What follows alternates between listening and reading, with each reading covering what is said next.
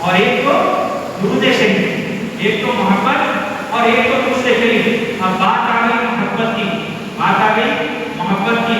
محبت بولنا آسان ہے لیکن کرنا مشکل ہے۔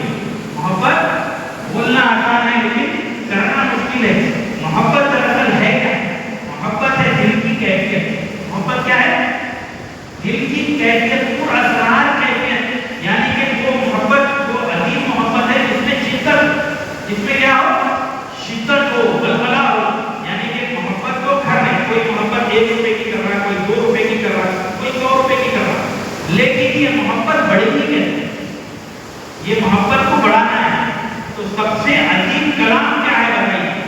یعنی کہ اگر آپ تعلیم کی بات کریں، علم کی بات کریں تو سب سے افضل علم کیا ہے؟ سب سے افضل علم ہے کلام الہی، قرآن شریف۔ قرآن شریف سے افضل علم کائنات میں کوئی نہیں۔ تو قرآن شریف جو ہم سمجھ رہے ہیں وہ سمجھنے کا ایک انداز ہے۔ آپ نے قرآن کھلا، آپ نے اس کو پڑھا، آپ قرآن کی آیت پڑھے، آپ اس کا ترجمہ پڑھا، لیکن دراصل لوگ نہیں جانتے کہ قرآن کا ایک روحانی جز ہے۔ کیا ہے؟ قرآن میں روحانیت ہے۔ کیا ہے قرآن میں؟ روحانیت ہے۔ تو میں یہ بتانا چاہتا ہوں کہ آپ کو جو انسان ہے، ہم سب انسان ہیں، تو ہمارا مرتبہ بلند اس لیے ہوا کہ ہمارے اندر اللہ نے روح ڈالی۔ کیا ڈالی؟ تو ہمارے مرتبے کا اصل مرکز ہماری روح ہے۔ کیا ہے؟ روح ہے۔ روح وہ ہے جو چھپی ہوئی ہے، جسم وہ ہے جو ظاہر ہے۔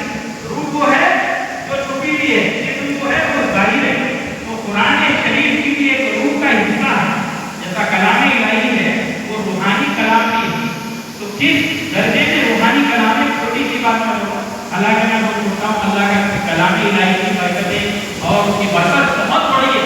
ہماری اوقات بہت چھوٹی ہے، کلام الہی بہت بڑا ہے۔ تو اللہ تعالیٰ فرمائے کہ ہم نے اپنے قرآن کو اگر پہاڑ سے اٹھا کے اللہ تعالیٰ تو ریزہ ریزہ ہو جاتا۔ کیا ہو جاتا ہو؟ ریزہ ریزہ ہو جاتا۔ جس میں بھی قرآن شریف رکھا ہوا ہے، دیکھ رہے ہیں آپ کو، تو بتائیے اس کی مدد سے وہ اسٹینڈ یہاں پہ رکھا ہوا ہے، سکھ رہا ہے؟ آپ کے گھر میں بھی قرآن شریف کی لیکن وہ سکھ رہا ہے؟ تو اللہ تعالیٰ کو بولے تو اللہ تعالیٰ کس قرآن کی بات کر رہے ہیں؟ تو اس قرآن کی بات کر رہے ہیں کہ قرآن شریف جو ہم جو دیکھ رہے ہیں وہ دراصل فرقان ہے۔ کیا ہے وہ قرآن بھی ہے، وہ فرقان بھی ہے۔ اللہ تعالیٰ جس قرآن کی بات کر رہے ہیں وہ روحانی قرآن۔ کیا ہے وہ؟ قرآن روحانی قرآن۔ اور اللہ تعالیٰ بولے ہم نے اس قرآن کو حضور صلی اللہ علیہ وسلم کے قلب پہ اتارا۔ کس پہ اتارا؟ قلب۔ تو دراصل آپ کے جسم میں جو روح ہے وہ روح کے 5 درجات ہیں۔ کتنے درجات ہیں؟ 5 درجات ہیں۔ پہلا درجہ اس کو بولتے ہیں قلب۔ پہلا درجہ کیا ہے؟ قلب۔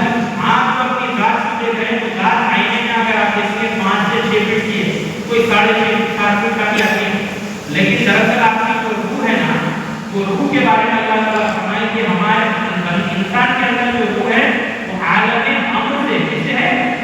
عالم امر۔ اب میں اس کی تفصیل میں جاتا ہوں کہ یہ سمندر کی طرح وسیع علم ہے۔ عالم امر کا مطلب یہ ہے کہ جس کی کوئی حد اور حدود نہیں ہوتی، جس کا ہم مثال کے طور پہ سائز نہیں ناپ سکتے۔ جیسا ہمارے بدن کو اگر ہم دیکھیں تو 5 سے 6 فٹ کا ہے، لیکن ہم ہماری روح کا کیا وہ ہے وہ دیکھ نہیں سکتے، سمجھ نہیں سکتے، کیونکہ اللہ تعالیٰ اس کو کوئی حد نہیں دے رکھی۔ کیونکہ عالم امر وہ عالم ہے جو جس میں کوئی مادیت نہیں، جیسا یہ لوہا ہے، یہ لکڑی ہے، میں انسان آپ کو نظر آ رہا ہوں، سے نظر آ رہا ہوں، یہ دیواریں نظر آ رہی ہیں، لیکن جو عالم امر سے وہ نظر نہیں آئے گا، وہ نظر نہیں آئے گا، اس کا کوئی بدل نہیں ہوگا۔ تو یہ اللہ تعالیٰ ہمارے جو روح دیے، دراصل ہم کو جو اللہ تعالیٰ عطا کی ہے اس میں سب سے اہم ہماری روح ہے۔ کیا ہے؟ ہماری روح ہے۔ یہ جسم ہمارا پانی ہے۔ جسم کیا ہے؟ پانی ہے۔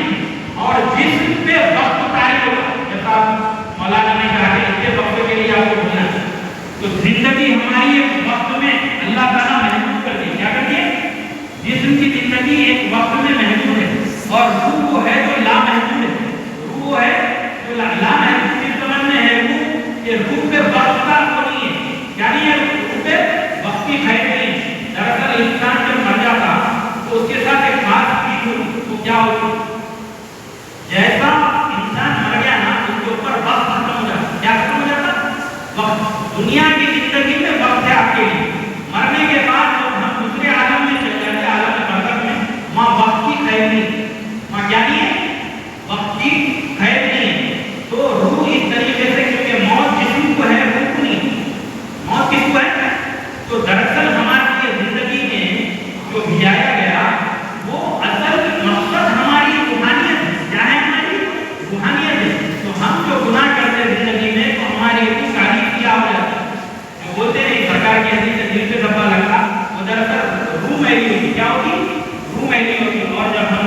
پاک پڑھتے, اللہ کی عبادت کرتے, ذکر و اذکار کرتے, نیکی کے کام کرتے تو ہماری روح نورانی ہوتے جاتی ہے.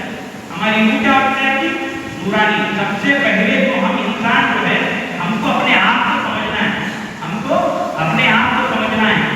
تو آپ جو انسان کا وجود آیا, میرا سوال یہ کہ انسان گناہ کیوں کرتا اور نیکی کیوں کرتا؟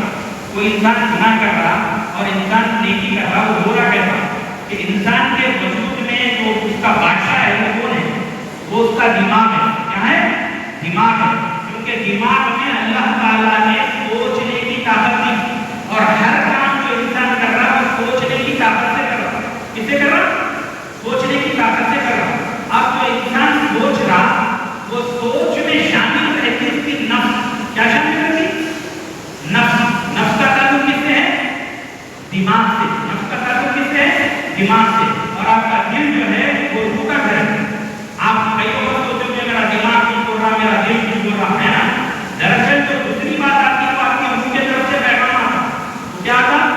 اب ایک انسان کی مثال ایسی ہے کہ گاڑی ہے. کیا ہے؟